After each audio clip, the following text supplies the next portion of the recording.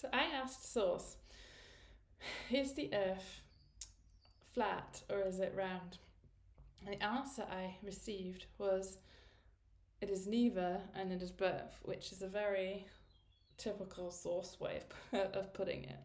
And where I'm going to go with this video is sort of revolving around the theme of tolerance, especially around other people's seemingly opposing opinions. Because everything in sort of our world, everything in every universe is very highly subjective.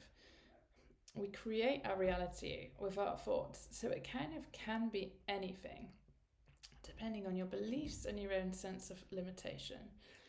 So I haven't really ever delved into like that world of I guess people who believe the Earth is flat.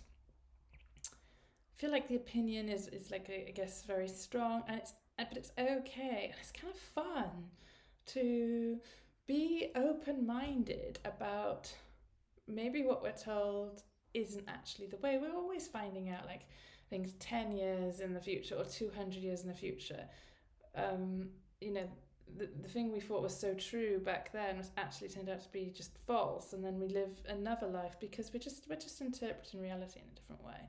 So how is it, I guess, can I explain how the Earth can be both flat and spherical at the same time? Well, if we think of it this way, if you're a child in school, and let's just call it a parallel timeline to the one we're on now, and every image that ever shown of Earth is a cube, but instead of seeing the spherical version, they're seeing a cube, and that cube is then implanting in their mind of what their reality is shaped like. If you see that in every single image that you've ever been shown, you're going to have a really hard time believing it's any other shape other than a cube. The more minds who believe it's a cube, it's an even stronger collective manifestation. The more we measure it as our hypothesis of it being a cube and we want to confirm it, the more those measurements will prove that it's a cube, because the belief in it being a cube is so strong. It's all about what we believe. But it just so happens that we've been taught that it's spherical. So in the same way, if you go down the line of the Earth being flat, you can also then convince yourself, if your belief in it is strong enough, that it's not spherical and it's flat, and that person who believes it is flat, or that collective of people, the Earth will actually be flat for them. We can be living on the same plane with two opposing differences that seem to be in contradiction with one another, but it's actually just the way their consciousness is interpreting their reality. And it's okay, I think, for one big group of people to believe it's a sphere and one to believe it's flat. But I guess when you get this sort of like polarity, they want to like war against each other to prove that no, their opinion of it, their facts, all their data is right, and because they want to cement that reality even further, into their consciousness, and they want to imprint that reality onto other minds so it becomes even more tangibly flat than a sphere version. So they try to war at each other because the other person is, I guess, threatening their version of reality, and they want to get that mind on board with their version of reality so that they can make their version of reality stronger, or they kind of want that person to go away and go somewhere else because they might imprint their spherical version on the flat version. And it is, I guess, a different way of looking at our reality. But when you realize that like everything is like frequency and dimension and there is no physical form, it makes complete sense to me anyway. I've had years of like looking at life in this way. if I told this to someone who hasn't thought about this in any way, and they just say, no, well, it's spherical, I can see it on every image I've ever seen, you see it on the globe kids are given, but it's just an imprint. And that's why it can be both or neither. I'm not saying that either versions are wrong or incorrect, because I think they're correct in the minds that are interpreting that way. What we believe to be true becomes our tangible truth. But where I'm coming from, the perspective I'm coming from, is that I guess it's quite neutral. I don't want to erase like people who believe it's flat, people who believe it's a sphere, people who even might believe it's a cube.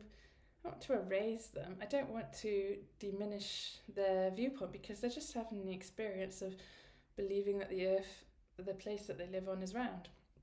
And the others are just having an experience of believing, that it's flat and wanting to prove their point that it's flat. And it's just like a game, isn't it? But I guess my viewpoint is just like a very neutral viewpoint, where it's like, well, yeah, it can be both and neither. And that's exactly what Source meant. I can completely resonate with it, because I'm getting more and more multidimensional as time goes on. Have a conversation about time, that'll go on. And we're all multidimensional beings, all creators, and it's not. We're kind of taught that when we land in this world, that's already there, whereas actually we're making it, and it's just how much we're going to allow other people's opinions on the way the world works override our sense of our reality. And like what we call planet Earth is a dimension that's quite limited. So we have I guess it's harder to manifest things quickly, because it's like the energy is so dense and more tangible, and figuring it just takes longer and is slower to get things done. But there's such a beauty to that limitation, I think. Because, so I don't believe that, for instance, star systems are out there somewhere, like Pleiades or wherever, Orion or Sirius. They're all right here as I'm speaking now. But I'm just in a different channel. Like the TV stations, you can have hundreds, thousands of TV stations, and you're in that world as your attention is given to it. But you can also change channels into another one, and it's not necessarily like you need a spaceship or a rocket, although a spaceship and a rocket is just an experience to have. To reach those far out places that are already right here, it's just we're on a different, we're in a different bandwidth. And usually it's the human body that's keeping consciousness, which is very airy and flighty. It's containing it in a very tangible world. Rules have been given, universal laws and physics have been applied to it, and really they are just thought forms. They're not real at all. And we learn these laws of physics in school, and the more we believe in them, the more power they hold over us. Whereas if we look at, I guess, magical people or witches in the past, they realize that the laws that we sort of worship about our reality, gravity, for instance, can be overridden, because none of it is actually real. They're just thought forms, they're sets of limitations applied, to a simulation, essentially. So, but I don't see it as a bad thing. I do see beauty in limitation, because like if you're like a being of consciousness who can go there like in a second, go wherever they want to go in a second, and go to the Pleiades in 1 second, because you're just flicking the channel. Go on a lovely holiday in the Caribbean now. It's almost as if you've taken away the potency of the destination, because you've erased the journey. So we can get into the idea of teleportation if we realise that there's nowhere actually out there. It's all right here.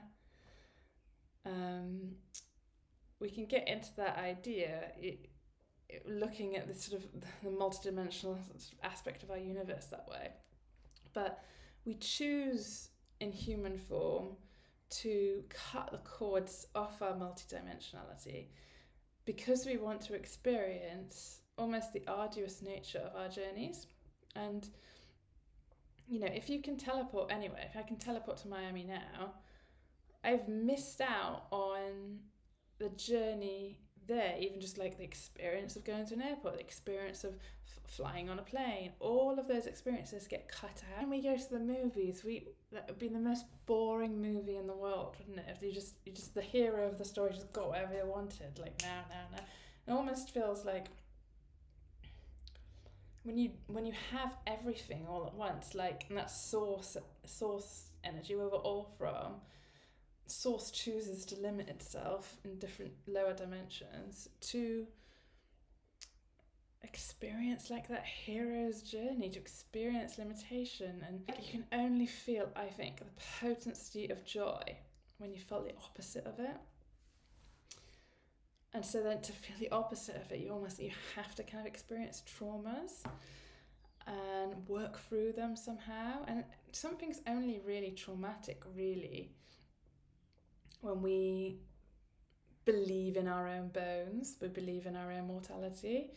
When we don't believe in our own mortality, then nothing's traumatic because, like, we go on for eternity anyway. It doesn't matter whatever happens to us. So if you're, like, I guess, in the limitation of believing that you live on a sphere, or in the limitation of believing that it's flat, because even then it's like, where does it end if it's flat, Is there like a cut-off point, or what goes down that cut-off point? It's nothing. Everything is kind of limitless and endless, but we just choose we choose to be bound by limitation.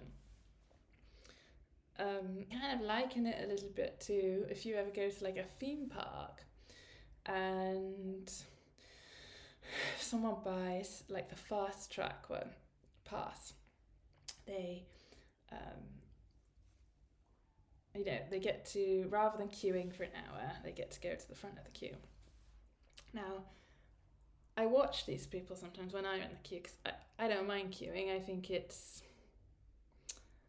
you can access different brain waves when you're bored. So I think like I've said in another video, it's good to be bored, embrace it, and magical thoughts can come in. So whenever someone does that, they're getting like this dopamine high, like, pirate ship now, roller coaster, la la la la. But they're not getting like that space in between where they're looking forward to the ride, where they might have a conversation with someone in the queue they've never met. They're not going on the journey towards, they're just like seeking that thrill of the destination, like right away. And in doing that, they take away the potency of the thing that they should be looking forward to. When you just get that thing right away without having to like wait for it or work for it or have setbacks before you achieve it, you take away the potency of like the achievement or the fun ride that you're going to go on. So I almost think that queuing can be like theme parks can be a good thing, because the potency of the thrill is higher when you've waited for something, when you've gone on a journey before it, even if it is a bit uncomfortable, even if it is a bit boring. Like it kind of gives a juxtaposition to like the thrilling event that you're going to get. I think limitation does that for consciousness. Yeah, it's slower to go on a plane journey to Miami than teleport as a higher dimensional being could do. But there's something in going on the journey as well. And we don't necessarily need to race towards getting teleportation back as a thing in humanity, which, I think will happen at some point. Probably, and it does now. Some people can do it. But it's good to not be able to do it. It's good to, I think it's good to handicap yourself. You see that I guess the universe in which we live, consciousness, what source is created, it's in all of us. It's not he, it's not she, it's not like, well, it can, I'm saying it's not. It can be for you if you want it to be. So I guess like religions can also be seen in the same way as, it's a spherical earth or it's a flat earth. That religion can be a truth for one group of people and it can be a truth for another group of people. And it doesn't mean that either is wrong. It just means that they're having an experience of that particular religion. And it's very, very true for them because their thoughts are reading it, believing it, making it. And making that thing alive because it's like a narrative, it's a story. Our universe is a better place when we have different people believing in different things. Imagine a world where it's like uniform and every single one of us believed in exactly the same way of living life. That to me screams like totalitarianism. It's kind of like a utopia that people aspire to be. Like, don't know, if you're like holistically minded right now, you're sort of in that alternative camp. I feel like people in this camp really want to get back to nature, more community, like rejecting the mainstream. That's okay, that's the way they want to live. But they crave a utopia about it, like they want the whole world to be like that, and are less tolerant now of, like, I guess, people who they see as unhealthy. And then all of a sudden these two warring camps get together as, I think we can all live together. It's better that we have, just to understand that we're all here having different experiences in different lifetimes, and no one way is more right than the other way, because it's all about like having fun, being like, being in different masks. So when I perceive this way, the life in this way, and anyway, it's such a peaceful place. I'm in such a neutral position where I like don't feel super attached to like any belief system, but it's also okay that other people are attached to their belief system because that's going to be serving them in some way. But it's such a peaceful place because I don't have to I don't feel the need to prove to anyone else that I'm right about something, because it's just like, well, I can be right and they can be right. It's not I'm right and you're wrong. It's like, well, the way they're interpreting reality is right for them.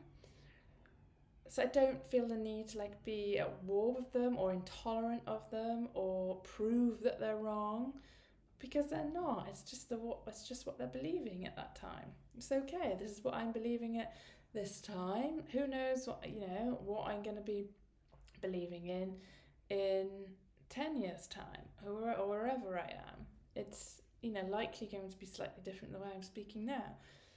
It's just like relaxing that need to prove you're right, like especially when with the studies people say, oh, like the study says this, so it must be right. It's just, it's neither right or it's wrong. You just want it to be right to confirm your hypothesis, and that's okay. If you need to do that, you can believe in this version. You don't necessarily need to force other people into believing your version of reality because you think it's so true for you. Like, they have the right to also believe in their own reality as well. It's so good for me. I'm not like righteous, or if someone says something I think is wrong, I'm like, well, it's right for them. It might be wrong for me. That's okay, because I don't want it to be right for me. But it doesn't mean that I need to prove to them that they're wrong, because I don't think they're wrong.